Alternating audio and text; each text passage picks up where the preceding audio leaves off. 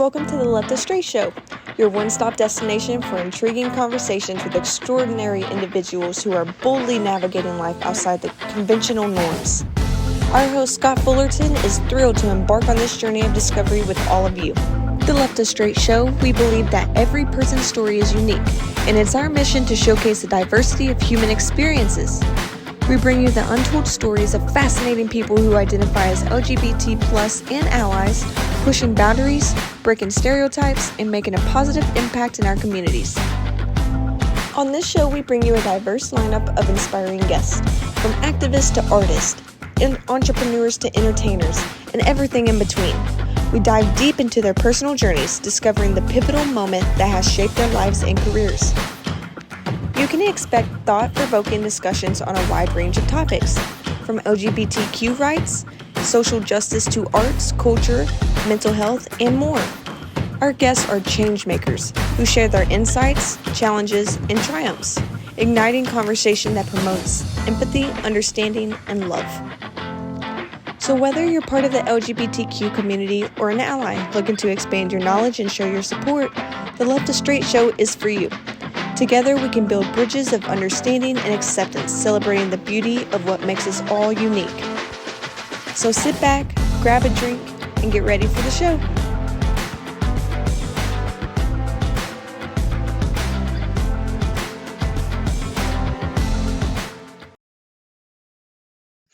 Well, welcome back, ladies and gentlemen, every personal pronoun in between. Welcome back to the Left of Str8 Show, where we talk to celebrities and personalities in entertainment, foodies, books, music, and advocacy. I'm your host, as always, Scott Fullerton, and I have another great interview to bring to you today. I noticed my next guest showing up all over my social media feeds, promoting his new single, All in My Head, and sharing his heartfelt and heartbreaking lyrics. I'm sitting down with the fabulous new up-and-coming gay singer-songwriter Andrew Mitch. This remarkable artist is making waves in the music world, melding heartfelt lyrics and memorable melodies that are resonating with all sorts of listeners. He's one of those rare artists, an out and proud Christian country singer, following some of the fantastic artists I've had on the show before, like Brandon Stansell and Cameron Hawthorn, and more, who are just making their mark in the music scene with authenticity and pure heart. Now let's delve into the life and career of Andrew Mitch as he makes his first appearance on the Left of Str8 Show. Andrew, welcome to the show. How you doing, boss?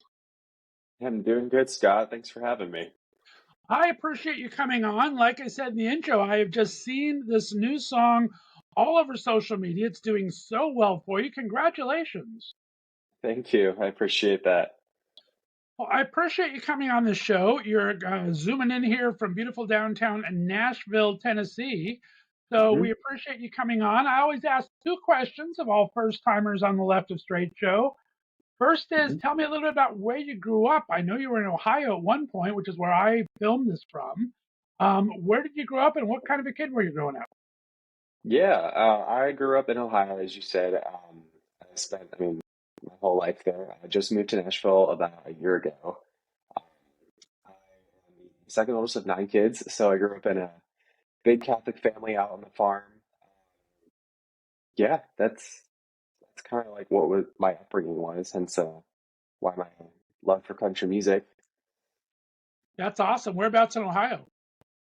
So Eastern Ohio, it's a small town called Steubenville. Most people haven't heard of it. It's actually really close to Pennsylvania, though. So, That's crazy. I'm in Youngstown area, so I go through Steubenville okay. to West Virginia a lot. And of course, the home of Dean Yeah, Martin. One of my good friends was a singer for Dean Martin back in the day, 100 years ago. But I know yeah, Steubenville well. They have an excellent Italian restaurant there. I forget the name of it. Darn it. But yeah. We have a couple of those. Oh my gosh, it's crazy that you know what Steubenville is. Most people don't have any idea what that is. right there on the river. Well, I'm a gambler guy, so I have to go through there to get to the West Virginia to get a wheeling. Yep. And Mm-hmm. but if I go the back way over to a Mountaineer, that's why. So Gotcha. Yeah. I know it well there. Well, I'm so excited. And the second question I ask everybody is, you are definitely out and proud gay country singer. So I like to always talk. Mm-hmm. When did you first kind of come out to yourself? And when do you think you kind of found your LGBTQ tribe?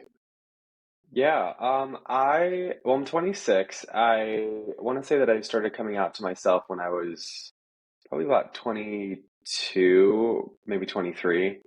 So it really wasn't that long ago that I really just kind of started to admit to myself, like, hey, you're gay. Like, just embrace it. Right? Um, yeah, I didn't come out to my family until I was 24. So it's all still a little bit fresh and new. So I feel like in a way I haven't really found my LGBT tribe in some ways because it's all still like pretty fresh, pretty new. But definitely in terms of music, I just was like, this is what I need to write about now. So I think that's helping me sort of find my tribe slowly but surely. Just seeing how many people are connecting with it. So it's just all kind of a work in progress, you know?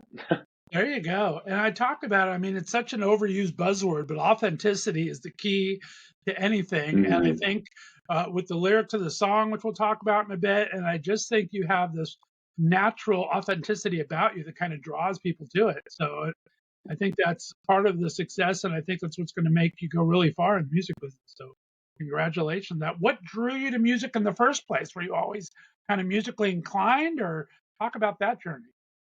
Yeah, I've always been very musically inclined.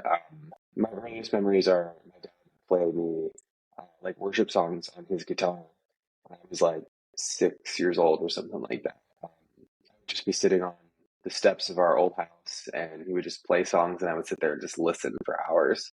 I just loved it. I was obsessed with being able to perform in any little like talent show or whatever in school. Um, and then just I think when I was maybe 11 or 12, I was like, I'm just going to teach myself how to write songs because I don't know why I want to do this, but I want to make music. And I guess kind of just the rest is history. Been doing it ever since. That's amazing. And do you have a certain style? Does it usually the words come to you first? Does a melody come to you first? It kind of depend on the song, or what's your writing style like? Yeah, it totally depends on the song. Sometimes I have like words that I already have written down. Sometimes, like for all of my time, I just kind of like played the piano and just sort of sang stream of consciousness over it. Sometimes I produce a full backtrack. It honestly is, it's so up in the air. There's really no way, like one way that I write a song. And do you have any certain artists that have inspired you, or that you kind of really look up to? What kind of genres were you drawn to at first? Was it always country? And who are some of your idols out there?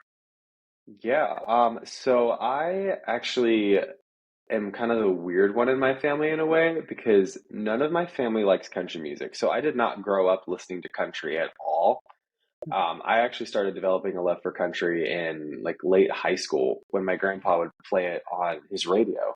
So we worked at a book warehouse for one of my summer jobs, and he would just play country music, and that's when I was like, "Oh, I kind of like Lady A and Luke Bryan and stuff. Like this is fun." So that's kind of where I started to develop a love for country music. So um, I guess some of my idols then would be like Luke Bryan, who was the very first country CD I ever bought. Um, Lady A is another one. And then some of these newer female country singers like Ashley Clark and Ingrid Andress, Alana Springsteen, all these, they're so inspiring to me. And I have them all like on my vision board, like all their pictures. I'm like, I want to open for all of these people someday. Um, Nice. yeah. I love that. That's awesome. And kind of talk about this Nashville journey. I actually have a question. I asked a couple of my listeners if they had any questions. I had one listener question. Let me pull it up here. Um, Mark in Colorado asked, why is Nashville where most country people move to? You can kind of write music anywhere. Do you find it easier or harder or different being an out LGBTQ artist there?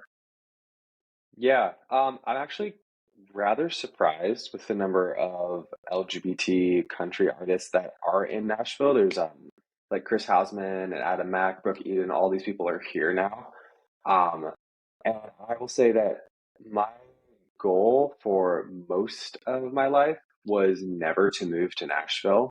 Um, I mean, that's not never move to Nashville, but I wanted to be able to do music independently on my own, just do it online, and just however I want to do it. And I honestly just felt God pulling me to Nashville. I just prayed about it a lot and felt the pull. And now that I'm here, it's honestly just insane the amount of connections you can make by just having a conversation. Like I'm a server at a restaurant right now. That's kind of just like what pays my bills. Right. And it's insane the amount of people that just sit at your table. Like because everybody moves here, and so then everyone makes all these connections. And so it's almost like it's invaluable living in Nashville just because you never know who you're going to meet. That is so awesome. And how often are you able to gig out there? Do you try to gig once or twice a week, or just whenever? However, how often can you get out there on stage? Or do you have to build Yeah. up more of a So repertoire right now? say that last part one more time. Do you have to build up more of a repertoire? Do you think? Are you doing more covers right now, or when you get on stage, what do you like to perform? So I am still in the process of trying to get the whole live performance thing started. I've been in full on like recording mode, marketing mode for so long. And now I'm like trying to get my foot in the door with doing live gigs, trying to do some shows. But I mean, I've been just full on locked in my bedroom, my little studio, just recording and trying to get like products ready to go because I have a very entrepreneur mindset and I'm like, I need a product before I go out and market it, you know? So. Very smart. I love a great business sense. You need that in the music business. I mean, actually, in any business, Mhm. you need a smart business mindset, but it really is important to take those steps to kind of build along the way and make sure you're setting yourself up for success. So that's fantastic. I love that you're doing that. And you mentioned it a second ago, and you're very out and proud of your Christian faith too. And I kind of read about when you wrote this song, you kind of felt a little God inspired in the song and a little kismet in the way this came about, releasing it now because it wasn't released before. Talk about how your faith kind of um, lives in your life right now and how you kind of reconcile that with LGBTQ. Some people can do it very easily, some people a little Mhm. rougher. Talk about your faith a bit. Yeah. I mean, I was raised Catholic, and I've always had a deep relationship with God. And I, honestly, when I was coming out to myself, I prayed about it so much, and then started just doing research about it, being like, how do you walk the line of, being gay, but also being Christian? Because most conservatives will say, hey, like you can be gay, you can't do anything with it. Like it's Right. very like, yeah, it's very like taboo, very like we don't talk about that. So that's just, it's kind of an ongoing process. It's a very interesting, like fine line to walk. There's plenty of books that I've read about it.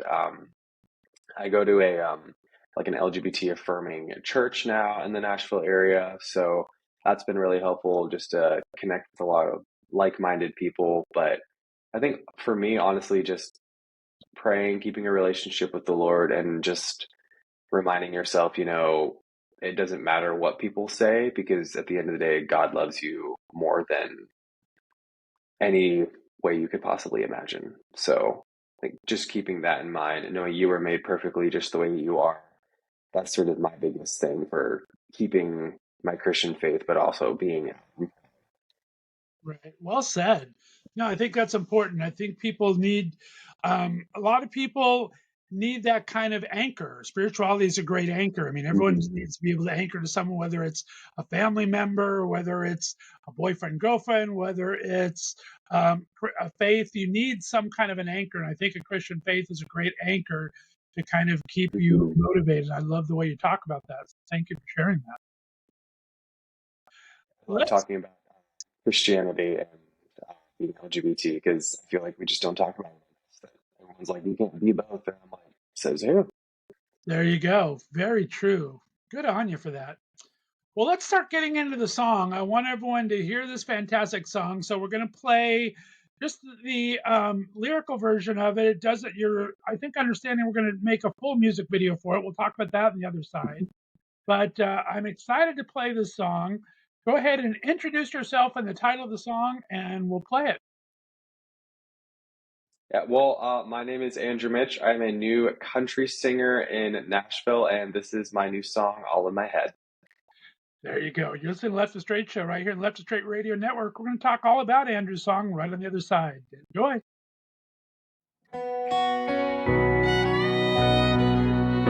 A cup couple months of memories doesn't feel very long, 'cause I still blush when I talk about you all night long. How you make me laugh and never let me walk out of church alone, and how you're someone I'd love to bring home and show you all the fields that I always talked about, and take you up my favorite tree and drive you around my town. Or smile about having kids, maybe 3 or 4, and you can hold my hand when we get to the door. My mama's gonna love you, and my twin will tell you don't you break his heart, 'cause she's never seen me more happy. And my sister's gonna hug you, and my dad will pour you something and raise his glass to you and wanna meet your family. Oh, but I know that it's all in my head, 'cause they'll just wish you were a girl instead.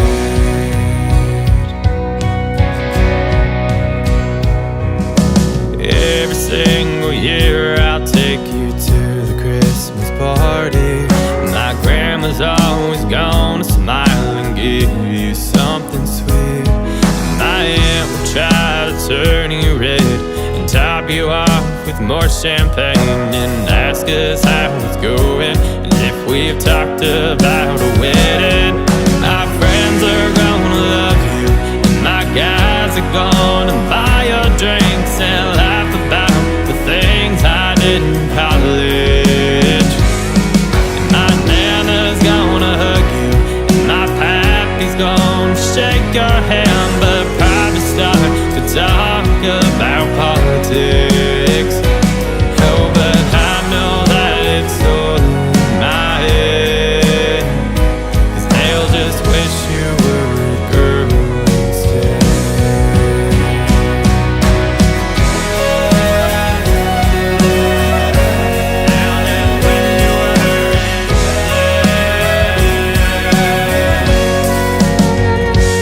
I wish that my mom could love you and say you're everything I want, and how I've never been more happy. And I wish that my dad would meet you and pour us both a shot of whiskey and talk about the time he'll get to meet your family. Oh, but I know that it's all in my head. Nothing else matters inside their heads. They'll just wish you were a girl instead.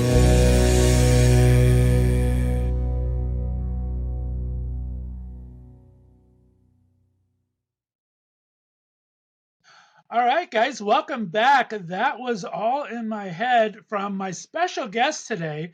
Mr. Andrew Mitch is here. I mean, the song is just so, the lyrics are so poignant. I want to talk about all of this, Andrew. First, I mean, let's talk about the success of it. I remember you writing that you thought maybe 1,000 people or so would listen to it. We're approaching 10,000 listeners. At least it's only been a couple of weeks from the time we're recording this. Congratulations. How does that feel? Thank you. It's honestly, it's pretty crazy. Just posting a TikTok or two, and then it just skyrockets, and I was like, wait, I'm sorry, what? People actually like want to hear this? I'm so used to, dreaming about it and just playing it in my bedroom, and now people are actually connecting with it. It's extremely humbling, actually. Well, it's just fantastic, and the lyrics are so poignant, which we'll talk about. I just looking at it on YouTube. I mean, you have dozens of comments, and it's really resonating with people, which is really Hmm. awesome. I remember reading that it almost kind of didn't get released. You've had this in your back pocket for a while. Talk about the decision to let it go out there. Yeah, I almost didn't release it, just because it was one of those songs that were just so personal to me. I mean, as you can see, sort of in the lyrics, I just kind of let my heart out a little bit and told a story. And I ended up just recording it in my bedroom and was like, I'm just going to kind of keep this for myself. It's one of my special little songs. And my best friend heard it, my boyfriend heard it, and they were both like, the world needs to hear this. Like, you need to put this song out because people are going to connect with it and heal.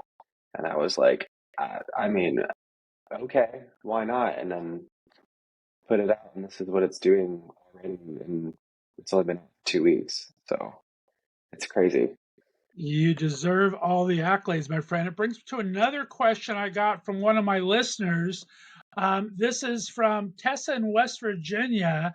She says she very much felt the same way about her family when she came out, that she knows from their personalities how they would react, but she just didn't know if it would actually happen. She says, is there anyone in your family now that you talk to that really supports this now that this is out there?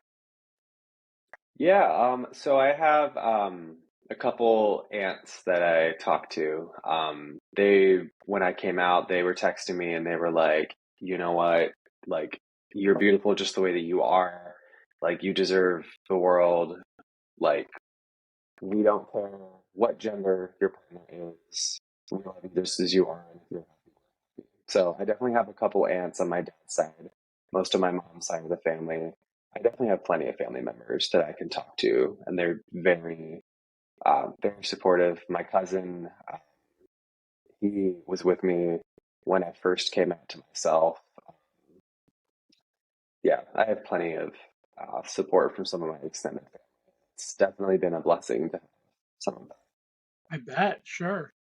And let's kind of get into the lyrics. Like you said, very personal. It's like the whole song talks about wanting that acceptance, thinking in your head that you have that acceptance from your family, but Mm-hmm. then is it really true or not? How did you kind of describe? I mean, that's kind of got to be a situational thing where you kind of your parents, your siblings. I mean, 9 of them. That's quite Mm-hmm. a bit. You kind of know what their personalities are. How do you get that to kind of just with the reality of it? I mean, I think it's just growing up and not really admitting to myself that I was gay, thinking, you're going to have a wife someday and you're going to have kids, and, you know, your parents are going to be these awesome grandparents. You're going to be able to go to all these Christmas parties, just like, live this sort of normal family experience. And then after you come out to yourself, you sort of imagine all those same things and then snap to the reality of it isn't going to happen anymore. Like, you're not going to be able to go to these Christmas parties, and if you are, you're just going to be treated like you're different or seen different, even if you weren't treated differently. Right. Um, it's a really, it's kind of a tough thing to wrestle with, knowing that you're not really going to get the same treatment in a way, just because your partner is male, not female. Right. So, And you talk about you have a boyfriend now. That's awesome and everything, but fame is always a weird thing. You get all this stuff blowing up. What have you guys talked about and kind of talk about?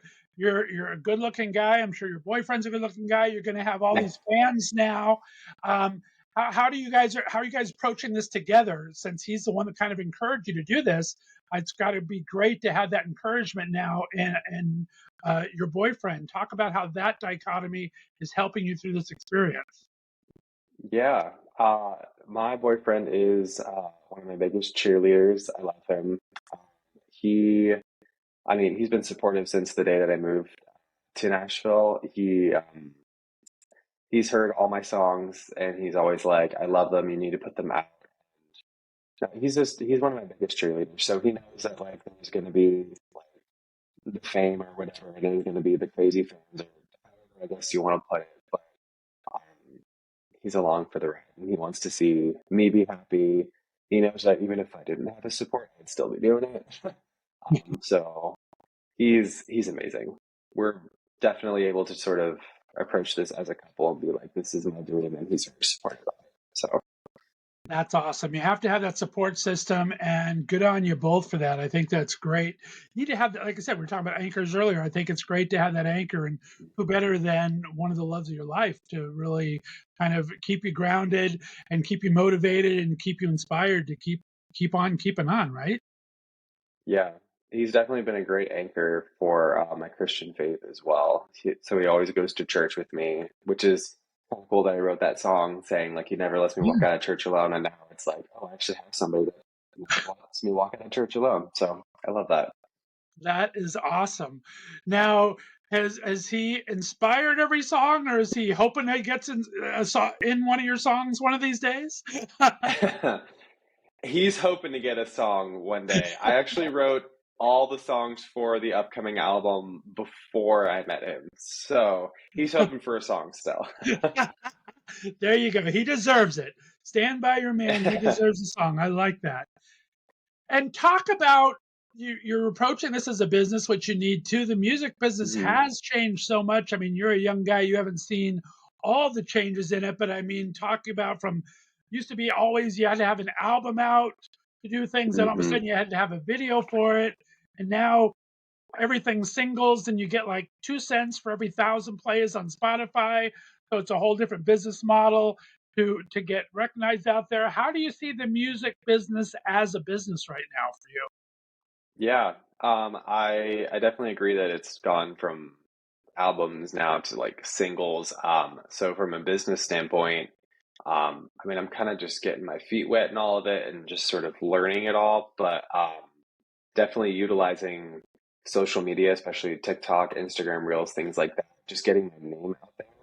And then things like email lists and online merchandise, things like that, where you can sort of like build your own fan base and sort of do everything you can do without a label, um, minus, all the big, uh, what is it, like the award shows, these big Right. brand tours, things like that. You just sort of do what you can as an artist, make what you can, and keep progressing, and definitely treat it as a, hey, you have a target market. This is your product. This is how you get it out there. This is how you advertise. So it's really interesting. My parents still tell me I should have gone to college for business. It helps. It definitely helps. But you can learn. I mean, I think there's so much that you can learn, especially you do great on your TikTok. We're going to give your social medias out in a bit. You do great on that. And I think that's kind of the new promotional now. You don't have record labels anymore. You promote yourself on Hmm. the social media. So I think you're killing it that way. Um, and like you said, it's a whole different business model. And as you learn as you grow. So I Yeah. think I did read that you were planning a music video for this single. Talk about that. I mean, that's a whole monster in itself, whether you bootstrap it, I mean, these things can cost jillions of dollars. But some of my favorite music videos are kind of bootstrapped and just you and your buddies putting some stuff together and kind of going along. How do you envision this music video? It's definitely a bootstrap music video for sure. Just kind of work with what you got. But I just finished filming all the footage for it this week. So I'm going to be spending some of the weekend and some of next week just sort of like getting it all together. This is sort of the beauty and the hard part of being an independent artist is you're doing it all yourself, sequencing all the videos together, doing all your editing. But yeah, I'm really, really excited for it. The goal is to have it out. I have my calendar up here. See, like October 20th is the day that I would like it to be out. We'll see. We'll see how the editing goes. I'd love to get it pitched to like CMT and just kind of keep getting it out there. I'm really excited. I wanted to make a music video since I was maybe 10 years old, just listening to Mhm. songs and Right. envisioning like what the videos would look like. And so now, 16 years later, I'm like, oh my gosh, I'm making my first music video. That is awesome. Congratulations. We'll try. We're recording this right at the end of September. We'll try to kind of coordinate Hmm. this. You and I will keep talking off air, try to coordinate it with the release of the music video too. That'll be kind of fun. Yeah, we So should. that is awesome. I just love that. And I think that's the best process. But doing this show for 8 years on my own, I hear you. You're kind of doing everything that editing process. It's a long, kind of teetering Hmm. thing. But you also feel a lot more accomplished at the end, too. And I think you feel that control always helps. I just see your career going up and up. And pretty soon you start to lose that control sometimes. So I hope you kind of keep that sense of what you're able to do early on. Hmm. It really kind of helps you down the line. I definitely think that my goal for so long has been to be independent. so that I don't lose that sense of control. Like, I moved to Nashville under the impression that like maybe I would want, a record label someday, but I want to build a foundation myself so that I can sort of be like, this is my tribe, this is my audience, this is what I do. Now you have to cater to me. And so I sort of get to keep that control, if that makes sense, instead of losing it along the way. Totally. Very smart, I think. All right, let's go to my last list. We had quite a few listener questions, but I only picked out 3. Let's go to my last one here. This is from Robert in California. He says, thanks for such a beautiful song. And he wants to know, do you really have a twin? And with 9 kids, I think there's a good possibility of it. I don't know. You tell us. So I'm the second oldest. My older sister, she's my Irish twin. So we were born 11 months apart. Twin was just 1 syllable, sister was 2. So I don't actually have an identical twin. It's my Irish twin. There you go. I'm probably guessing Robert was probably gay anyway, so I don't think I think he was just curious and see what happened. And I think since it's Irish twins a girl, I think we've lost Robert's interest totally. I don't know. We'll see what happens. That's a great answer, though. I love that. All right. Well, let's talk about upcoming as you get ready to start doing these live gigs. What do you think? There's so many great venues in Nashville to choose from. Where do you go and listen to music right now while you're in town? It's honestly just kind of wherever it pops up. I work on Broadway, and so if you've ever been in Nashville, all the live music is on Broadway. So there's some really nice like acoustic sets in some of the like higher end restaurants. You can just kind of like sit downstairs at the bar, like the 1230 Club, Justin Timberlake's restaurant, and just kind of sit and listen. That's definitely where I would like to start playing here at some point, just to sort of like sit, have my guitar, it'd be a little bit more intimate, and you just kind of sing for some people. I really enjoy that. There's some great places in East Nashville I really enjoy. Bluebird Cafe. Yes, yeah. Yes, that's my goal. Bluebird Cafe, listening room, things like that. I definitely want to play places like that. Definitely iconic. I like that. And Nashville is not just it's a great music scene, but it's also great for artists.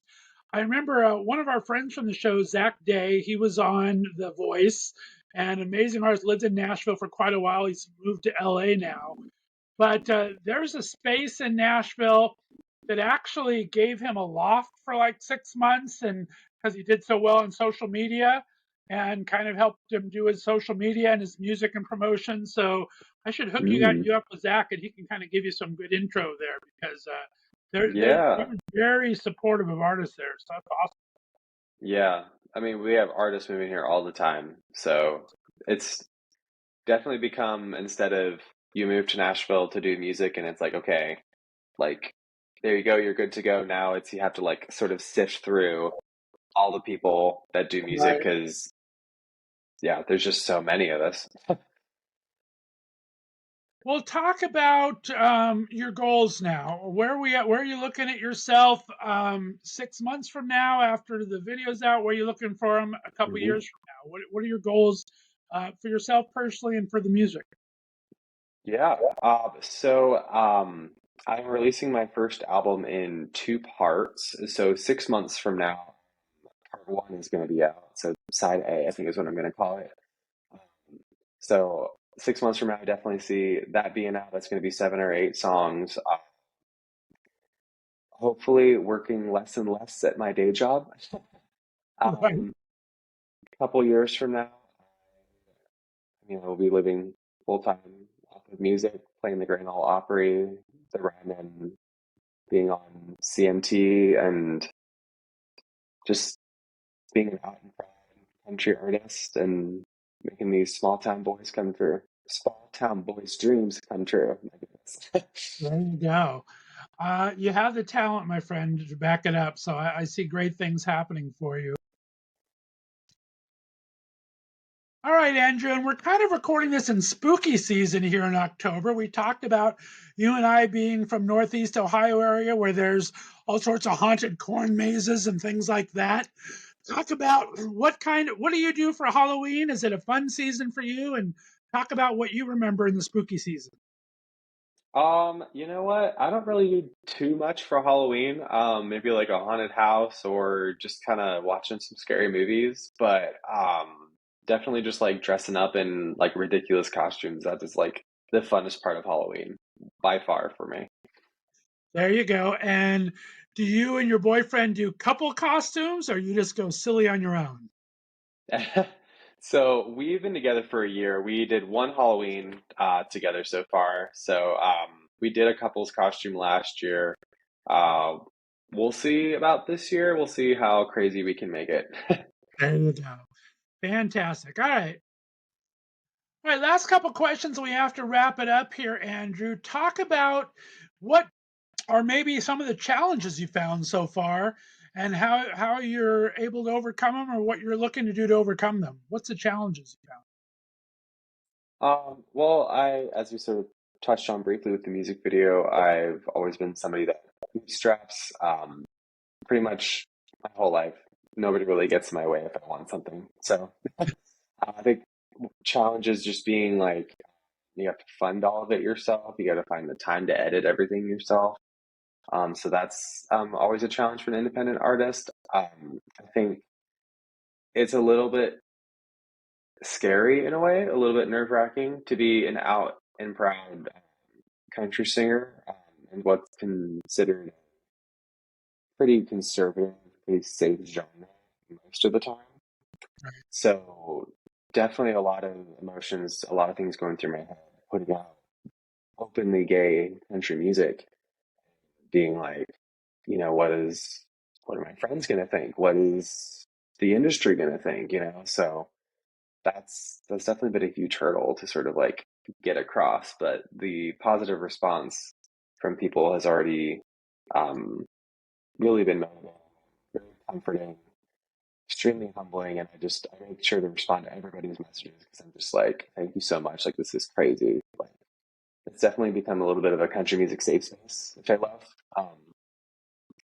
But breaking out into sort of mainstream is definitely going to be a little bit of a challenge for sure.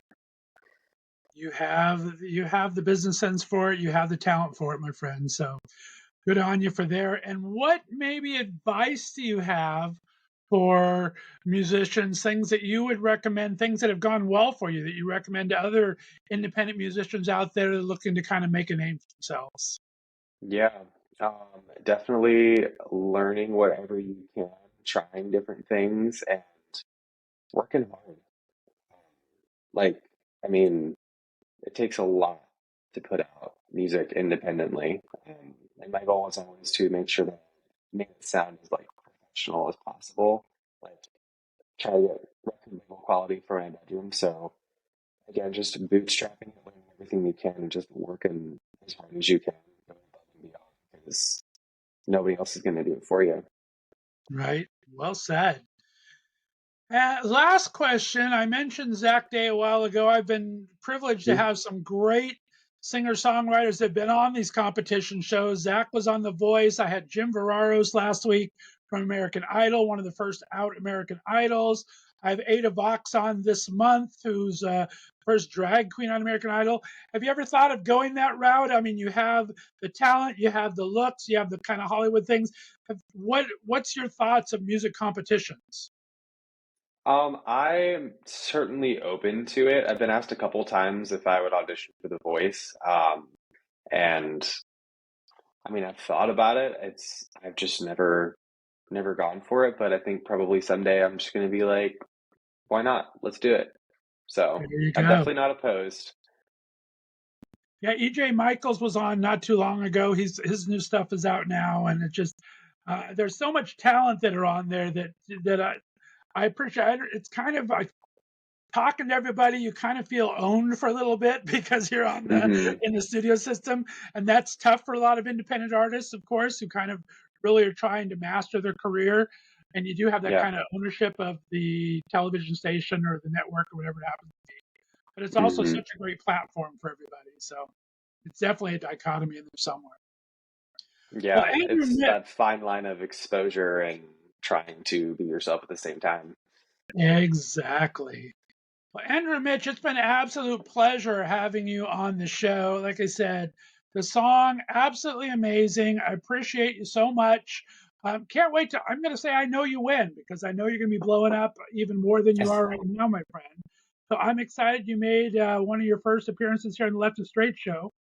Let everyone know where they can find your music, which I'm sure is about everywhere, but if you have a set website for it, and where they can find you on social media. Yeah, I mean, at Andrew Mitch Music, that's all my social tags. It's, songs on Spotify, Apple Music, Amazon, Pandora. It's everywhere. So there's even distributors or platforms that I've never heard of. So wherever you listen to music, it's probably there. There you go. I hear that. I just submit this to podcast distributors, and all of a sudden I get listeners from Mm-hmm. places I've never heard of before, and some distributor I've never heard of before. So they Exactly. find a way of getting out there, but it's a nice thing. You get to meet new people, so it's a beautiful. Well, Andrew, Mitch, congratulations on all the success.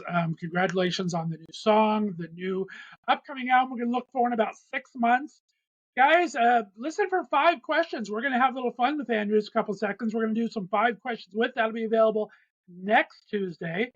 And we appreciate you tuning into the Left of Str8 show. Have a great day, everyone. Andrew, thanks for being on the show. Talk to you later, guys. Bye-bye. Thanks so much for having me. Loved it. Thanks, my friend. All right, we'll talk to you later, everyone. Stay in the line for me, Andrew. Have a great day.